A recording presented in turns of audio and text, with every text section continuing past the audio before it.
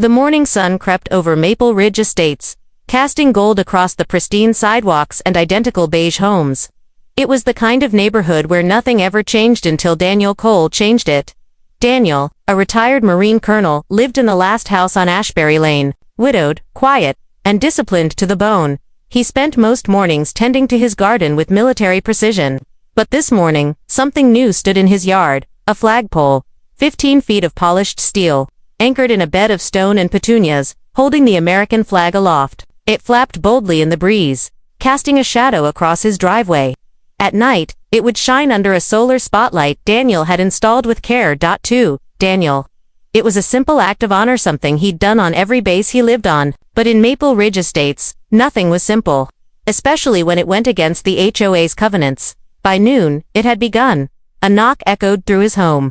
Daniel opened the door to see a man in a navy blazer holding a clipboard and a forced smile. "Mr. Cole, I'm Steve with the HOA Compliance Committee. Just wanted to bring this to your attention." He handed over a printed notice. "Violation, unauthorized flagpole installation. Fine, $100 day until removal. HOA Regulation 3.6.4.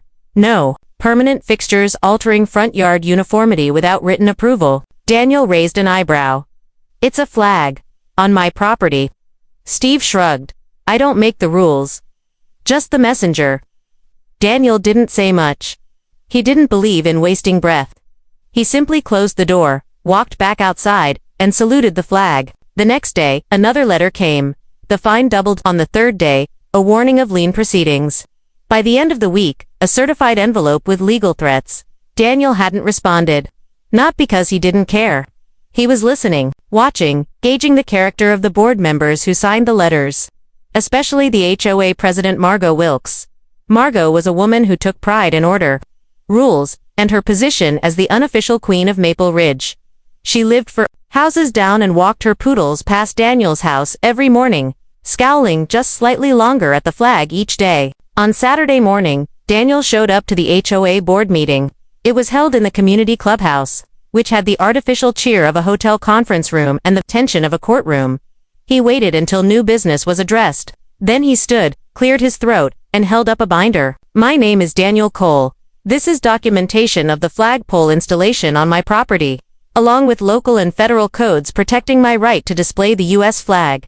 Margot interrupted him.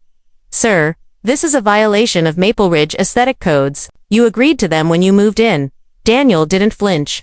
"What I agreed to doesn't override federal law, or the Constitution." A few murmurs rippled through the room. Two board members shifted uncomfortably. Margot leaned forward. "Mr. Cole, let me be very clear. This isn't about the flag. It's about how things are done. We have rules for a reason." Daniel leaned back. "So do I." The next morning, his mailbox had a new letter. The fines were now $5,000. The flagpole must come down in 72 hours, or the HOA would begin foreclosure proceedings. He stood on his porch with his coffee, reading it once, then again. Then he went inside, placed a call, and said 3 words that would change everything. "Let's file suit." The lawsuit hit the HOA like a thunderclap. By Monday morning, Maple Ridge buzzed like a disturbed beehive. Homeowners whispered on sidewalks. Margot Wilkes called an emergency board meeting behind closed doors. A banner headline in the local paper read, "Veteran sues HOA over flag ban." Daniel Cole watched it all from his porch, sipping black coffee, the flag behind him catching the early wind like a banner of defiance. For the first time in years, he felt alive in a way that had nothing to do with gardening or quiet routines. This fight, unlike any he'd faced overseas, was personal. It was home. His lawyer, Rita Fernandez, was Sharpied and constitutional attorney who had cut her teeth on First Amendment cases and took on Daniel's case pro bono the moment she heard the story. When she walked into his house with a stack of case files and a laptop, she smiled at the photo on his mantle. Daniel in uniform, saluting beside a flag in the desert sun. "You ready to become a symbol?" she asked. Daniel just nodded. Their strategy was bold. Argue that the HOA's actions didn't just breach contract. They violated constitutional protections by silencing expression on private land. It wasn't a stretch. Not when Daniel could prove the flagpole was safe, tasteful, and patriotic. But the HOA was digging in, framing the battle as one of community uniformity versus individual rebellion. 3 days later, Margot broke her silence. She appeared on a local news segment, standing in front of her manicured hedges, arms folded tightly. "This isn't about the flag," she said, her voice calm but clipped. "This is about one homeowner refusing to follow the same rules as everyone else. If we make exceptions, we create chaos." Chaos? Daniel scoffed when he heard it. What chaos? A flag in a yard. But it was more than that, he could feel it. This wasn't just a legal spat, it was about power. Control. And Margot had ruled Maple Ridge with soft-spoken tyranny for years. No lawn furniture without approval. No Halloween displays after October 31st. No wind chimes louder than a whisper. The flagpole, to her, was defiance. A line in the grass she wasn't willing to let anyone cross. But Daniel wasn't backing down. When a local veterans group caught wind of the case, they rallied. Dozens of American flags appeared in Maple Ridge overnight. Some residents installed window-mounted poles. Others tied miniature flags to mailboxes. It was subtle, but powerfuler neighborhood protest in red, white, and blue. Margot responded with citations. 20-2 violations issued in one day. The HOA's lawyer, seeing things spiraling, warned the board to de-escalate. But they didn't. They filed a countersuit claiming Daniel's lawsuit was abusive and meant to destabilize the board's authority. And that's when things got ugly. Late one night, Daniel heard a metallic clang. He stepped outside with a flashlight and found his flagpole had been sprayed with red paint, sloppy, dripping streaks down the shaft. At the base, a small note taped to the stone. "Take it down. You're making things worse for everyone." Rita took photos. Daniel filed a police report. Margot denied any involvement. But the act, cowardly and anonymous, only hardened Daniel's resolve. "You can silence cowards," he told Rita, "but not someone who's been shot at and lived to raise the flag again." The case was set for state court in 3 weeks. In the meantime, the flag flew higher than ever. Daniel added something new at the base of the pole, a small plaque carved into stone. It read, "Freedom flies here. Try and stop it." The war for one flag had become a battle for principle. But Daniel knew it was only just beginning. The courtroom smelled faintly of lemon polish and old books. A polished facade over what was about to become a brutal legal war. Daniel Cole sat at the plaintiff's table in his navy blue suit, flanked by Rita Fernandez, who scanned her notes. With a surgeon's focus, she had her game face on, composed, calculating, and utterly unshaken. Across the aisle sat the HOA's legal team, a trio of gray-haired attorneys in expensive suits, flanked by Margot Wilkes herself. Margot wore an icy smile and a pearl necklace so tight it looked like it was choking her. She wouldn't look directly at Daniel. "Superior Court of Franklin County is now in session," the bailiff called. Judge Carter entered with a heavy presence, known for being fair but unsentimental, the kind of judge who could smell dramatics from a mile away, and hated them. Rita began with precision. She laid out the facts. Daniel Cole, a veteran and homeowner in good standing, installed a flagpole on his property to fly the national flag. The HOA, citing aesthetic guidelines, ordered him to remove it. When he refused, they fined him, threatened foreclosure, and escalated the matter into a hostile campaign. She then invoked the Federal Freedom to Display the American Flag Act, which protected homeowners' rights to fly the flag without interference, even from private associations. Judge Carter nodded thoughtfully. Then the HOA's lead attorney, Mark Etheridge, stood and countered with the language of contracts and precedents. "Your Honor, the defendant Maple Ridge HOA does not dispute Mr. Cole's patriotism. We honor it. But the issue here is the enforcement of uniform guidelines agreed upon by all residents. Mr. Cole broke those terms by installing a permanent structure without approval. If we allow one exception, we allow them all." It was slick, clean, almost convincing. But Rita wasn't having it. She rose slowly, turned to the judge, and said, "Your Honor, the question isn't whether the HOA has guidelines. It's whether those guidelines give them the right to punish free expression on private property. This is about more than a poll. It's about whether small groups of unelected officials can override national law and intimidate citizens for acts of patriotism." Gasps echoed faintly through the gallery, packed with reporters and veterans in support of Daniel. A few sat in uniform, hats clutched in their hands. It wasn't just a case, it was becoming a cause. Over the next 3 days, testimonies unfolded like a gripping drama. Daniel spoke with calm conviction. "I've fought for that flag in foreign deserts and war zones. I never thought I'd fight for it here, in my own yard." Then came neighbors, some supportive, others siding with the HOA. One man nervously admitted he removed his own flag after receiving a violation. A woman confessed the HOA once fined her for planting roses that weren't on the approved color list, but it was Margot's testimony that left the room silent. When asked why she continued fines even after the Flag Act was cited, she replied curtly, "The board felt national laws did not override our contractual agreements. That did it." A buzz of shock rippled through the room. Rita's cross-examination was surgical. "Do you believe the HOA has the authority to overrule federal law, Ms. Wilkes?" Margot hesitated. "We believed we were within our rights." Rita leaned in. "Belief doesn't equal law, and ignorance of law is not a defense." The judge called a recess. Outside, reporters swarmed, headlines flew. "Veteran fights HOA over flag rights" trended across social media.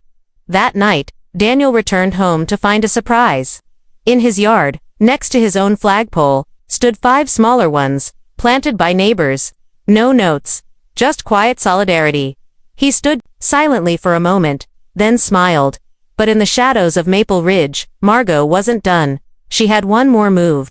A letter, being drafted that very hour, was about to take this battle far beyond the county courthouse. The Supreme Court loomed, and Daniel had no idea yet he was about to become a national flashpoint.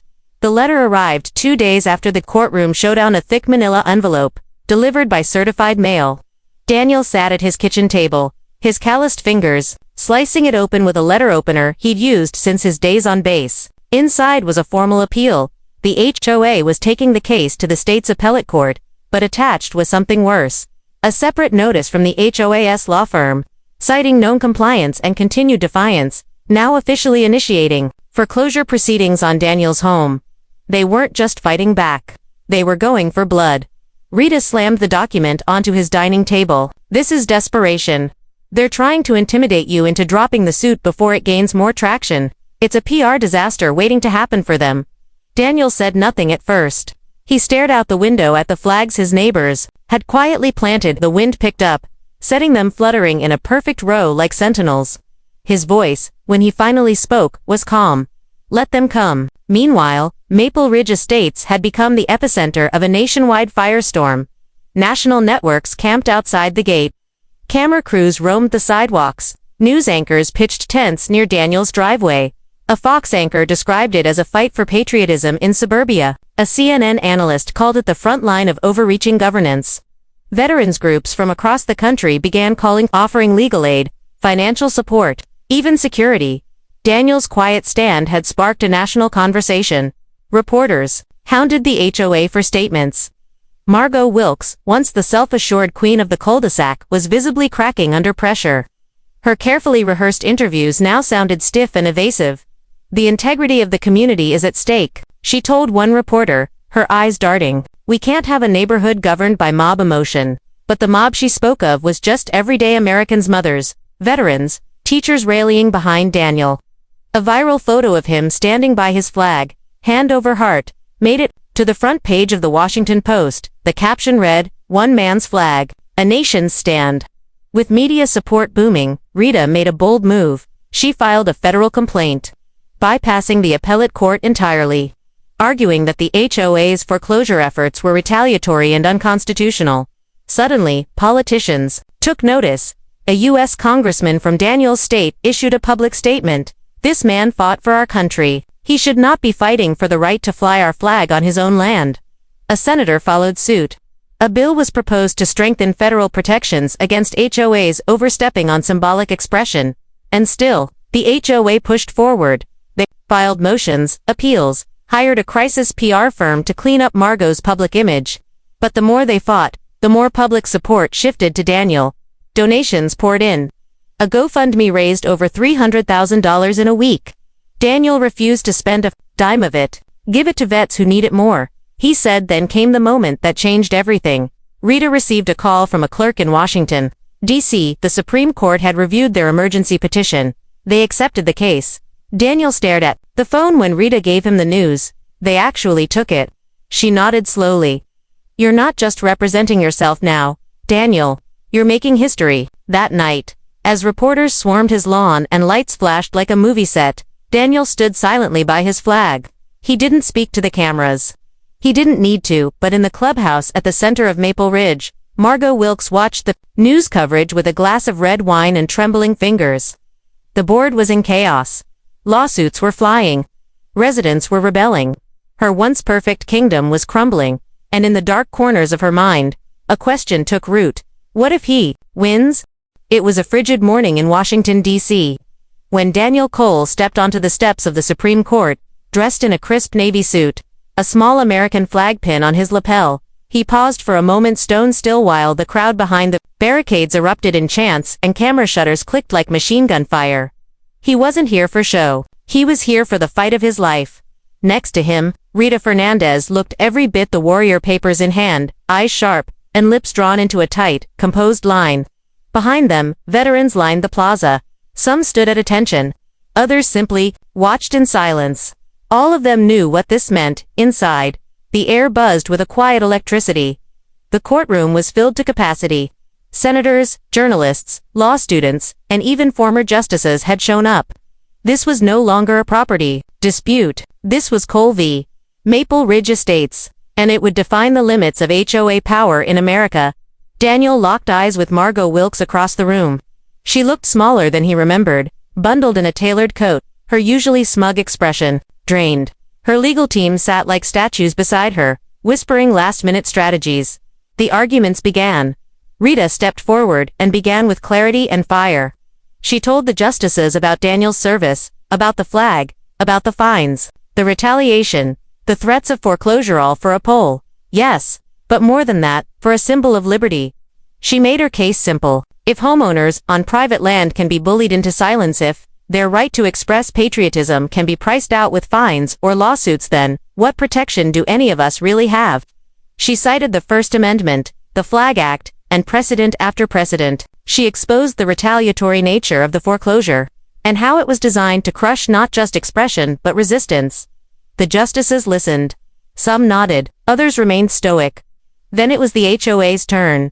Their lead attorney spoke in cold, calculated terms. He framed the issue as contract law. Daniel had knowingly signed documents agreeing to community rules. They argued that the flag wasn't the issue, it was the method, the unauthorized structure that violated aesthetics. But Justice Mallory, known for her unflinching style, interrupted him mid-sentence. Are you telling this court that a private organization can fine someone into homelessness for flying the national flag on land they own? The lawyer paused. Within agreed-upon restrictions. Yes, Your Honor. A murmur rose in the gallery. That moment it landed like a thunderclap. Rita turned to Daniel later and whispered, "That was it. That's the quote that'll headline every paper tomorrow." But the real twist hadn't yet surfaced. Rita, in her closing, revealed an overlooked detail that stunned the room. Through a whistleblower on the HOA board, she had obtained internal emails between Margot and the HOA attorney. In them, Margot described Daniel as a problem to be made an example of and discussed targeting him deliberately. Knowing he was a veteran, the courtroom stiffened. Rita laid it out for the justices. This wasn't about a flag. It was about control. It was about intimidation. And it was personal. Margot's face drained of color. Her attorney tried to object, but it was too late. The emails were already entered into the record. After final arguments, the justices recessed. No verdict would come that day. Outside, Daniel emerged to a crowd that had doubled in size. Banners waved, flags rippled in the wind, and a deafening cheer erupted when he stepped into view. He didn't wave, he didn't smile. He just stood there, beneath the highest court in the land, and saluted. The nation waited, and in a house 4 doors down from his back in Maple Ridge, Margot Wilkes began packing boxes. She had just received notice from the board. A vote for her removal was scheduled. Her reign, once absolute, was now collapsing under the weight of the very power she had abused. The decision came on a crisp Monday morning, just over 4 weeks after oral arguments. It dropped at 9:01 a.m., posted to the Supreme Court's website, read aloud by anchors on live television within minutes. Cole v. Maple Ridge Estates, 6-3. Ruling in favor of Daniel Cole. The language in the majority opinion was clear and devastating. The justices held that homeowners associations, while contractually powerful, could not override fundamental constitutional protections, especially when it came to symbolic speech on private property. The ruling called the HOA's actions An excessive and retaliatory abuse of regulatory authority. And the emails. They were the final nail. Daniel stood in his living room, still in his pajamas, the news playing on every channel. He didn't jump, he didn't cheer, he just stood still, hand on the mantle, watching the words scroll across the screen.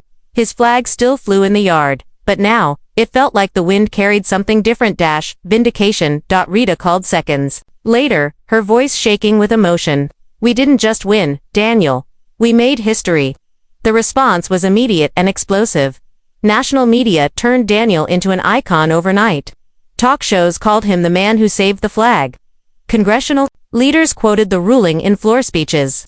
Civics teachers rewrote lesson plans to include his case. And in every state, HOS scrambled to review their bylaws before another coal situation landed in their laps. But not everyone celebrated. At the Maple Ridge Estates clubhouse, the atmosphere was funereal. Margot Wilkes didn't show up to the emergency meeting where the board voted 5-0 to remove her as president. No one objected. A new board member, a soft-spoken librarian named Naomi Tate, was sworn in quietly. One of her first acts was to tear down the HOA's bulletin board poster titled, "Enforcing Order, Preserving Uniformity." Daniel didn't attend that meeting either. He was too busy answering letters, hundreds of them from strangers across the country, veterans, teachers, homeowners, people who had never flown a flag before but were now raising them out of pure principle. One man wrote from Kansas, "I buried my father with that flag. I never thought it could be controversial to fly it.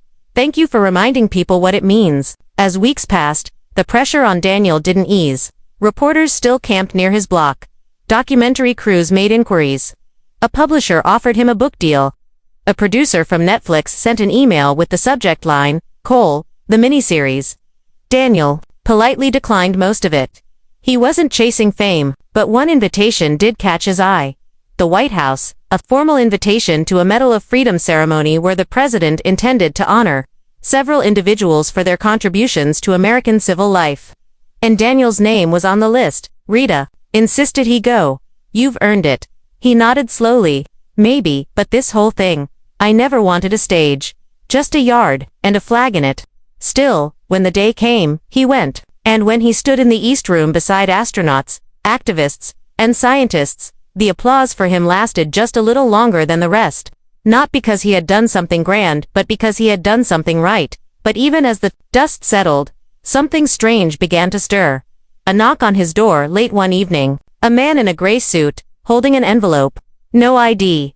No badge. He handed Daniel the letter with a quiet nod, then disappeared down the street.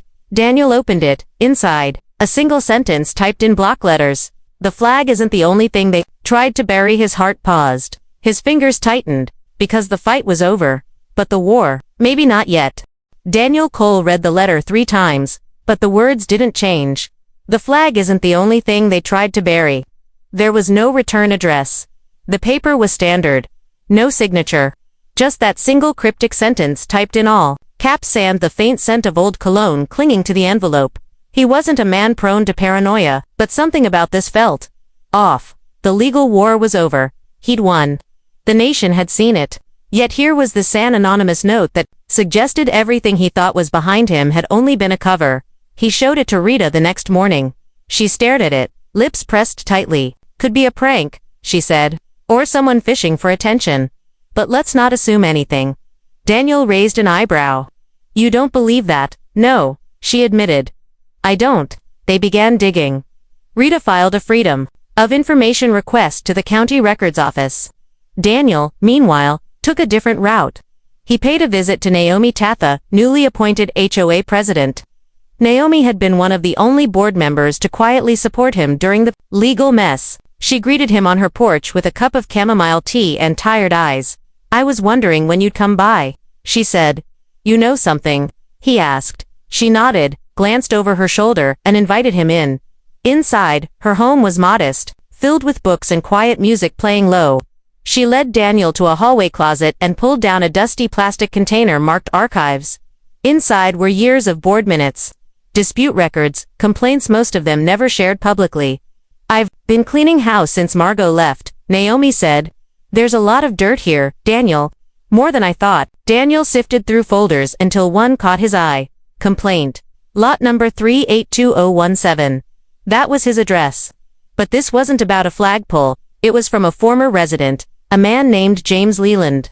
The complaint described a bizarre pattern, claimed that several HOA board members had been selectively enforcing rules to pressure certain homeowners into selling. Most of the targets were elderly or veterans. Leland accused the board of colluding with a private development firm to force sales and convert the homes into rental properties, generating profits under the table. Daniel flipped to the last page. Official board reply. Claim dismissed as baseless. No action taken. He looked up at Naomi. Do you know who Leland was? She hesitated. He was a quiet guy. Air Force, I think. Left the neighborhood suddenly. The story was that he had family issues. No one asked questions. Daniel's gut tightened. Where is he now? I tried to find out. Nothing comes up. It's like he disappeared. That night, Daniel sat on his porch with the folder in his lap and the stars overhead.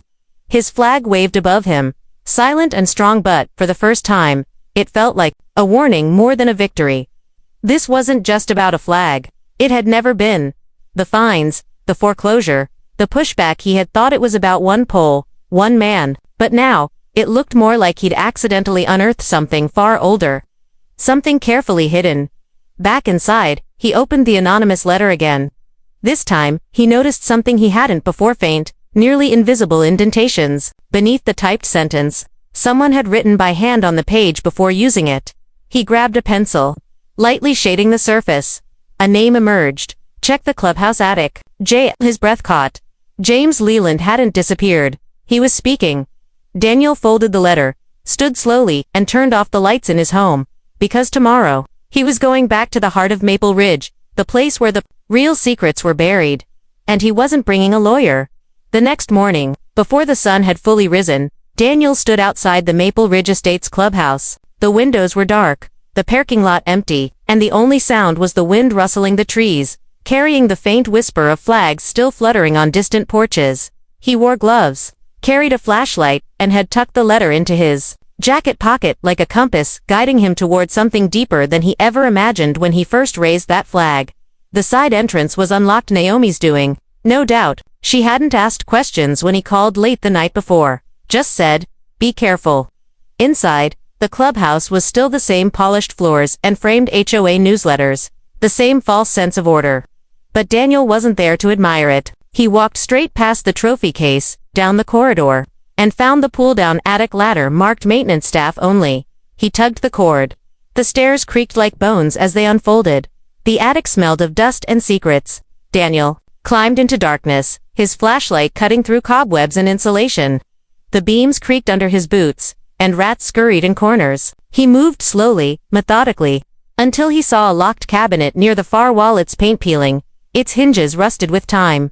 He crouched beside it, gripped the padlock hand, was surprised when it popped open without resistance. Inside were 2 boxes. The first was filled with files labeled Lot Transfer, Confidential. Daniel opened one. It showed a pattern. Homeowners fined into debt, then suddenly selling their homes at below-market rates to LLCs connected to a development firm, Highland Ridge Properties, LLC, and every LLC bore the same hidden owner, Margot Wilkes. Daniel froze. His breath caught. Dozens of files, veterans, retirees, widows, all subtly targeted, fined and removed. Then he opened the second box, and what he found chilled him more. A small black notebook, with initials embossed on the inside. J.L. James Leland. The pages were filled with observations, names, dates, meetings. Margot had off their. One entry described her bragging that Daniel would be too proud to sue, and that once the flag issue is squashed, we can clear him out by year's end. At the very bottom, a final entry stood out. Underlined in shaking handwriting. If this ends up in court, it will expose everything. I need to disappear before they make me. Daniel sat back, heart pounding. Leland hadn't just left. He'd been silenced or scared into silence. Suddenly, a thump echoed below. Daniel clicked off his flashlight. Footsteps. He froze, listening. The door downstairs creaked open. Daniel, a voice called out. It was Naomi. He exhaled. Up here. She appeared a few minutes later, flashlight in hand. When he showed her the files, she turned pale. I had no idea, she whispered. I thought Margot was strict, but this is criminal. We need to call Rita, Daniel said. This isn't over. Not by a long shot. 1 month later, the story broke nationally. HOA Queen ran silent property scheme, read the headlines. The files were turned over to federal investigators. Naomi resigned and testified willingly. Rita helped assemble a class action lawsuit for the victims. Margot Wilkes was arrested at her lake house, clutching a martini, mid-denial. Charges included fraud, racketeering, and conspiracy. And Daniel. He stood once more in front of the courthouse, not for himself, this time, but for the voices that had been buried, bullied, erased on his front yard. The flag still flew, but now, beside it stood something new. A small bronze statue of a man planting a flag into stone. At the base, an inscription, "Let no silence grow where truth belongs." And somewhere out there, James Leland watched the news in quiet relief, knowing his message hadn't been lost. The flag had started a fight, but the truth had won the war.